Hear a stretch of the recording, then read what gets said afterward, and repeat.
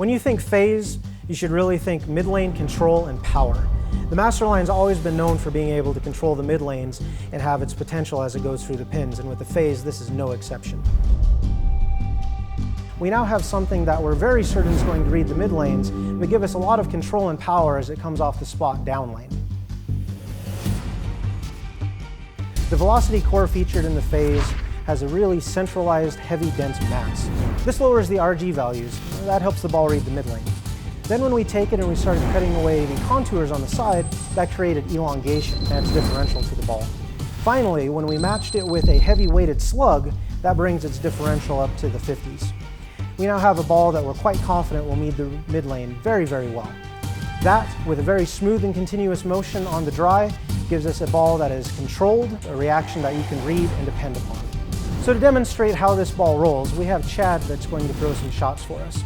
With his higher rev rate, we should be able to see how well this controls the mid lane and how smooth of a reaction you can expect off of the bat.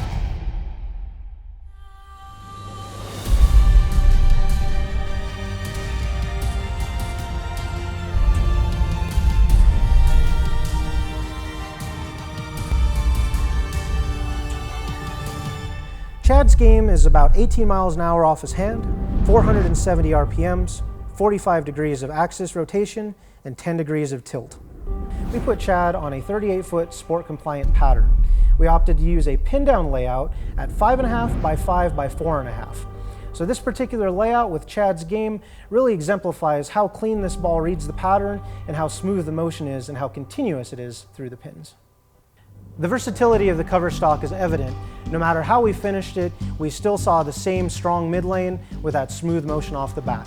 This is the type of Coverstock that you can have faith in no matter what surface prep you decide to go with.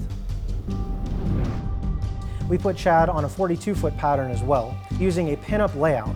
So by using a 5.25 by 5 by 2.5 inch, we're able to get this ball to read the mid part of the lane a little bit earlier. This gave the ball a lot of continuation through the mid lane, but you can still see how smooth and controlled it is as it exits the pattern. What makes the Phaze so unique is the AX16 Coverstock. This particular Coverstock is very cool in the fact that it's a chemical difference that you can physically see. When we put the baseline materials together and then we add in the additives, the curing process is where the difference in chemistry becomes evident. Because as the ball physically cures and the Coverstock begins to harden and take shape, that's where you actually see the color start to shift, or in this case, phase.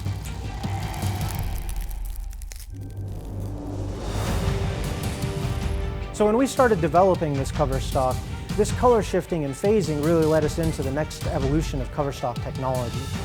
So to demonstrate, we'll take a baseline polyol, very clear, very clean, and we'll pour it on top of our additive.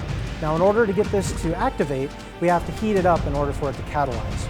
So by adding some heat to it, you can start seeing the dispersion into the polyols, and that's what really starts this baseline chemistry reaction.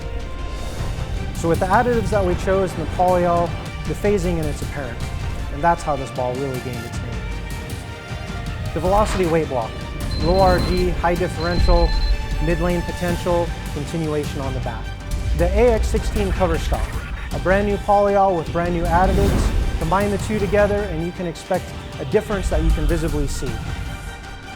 It looks different because it is different.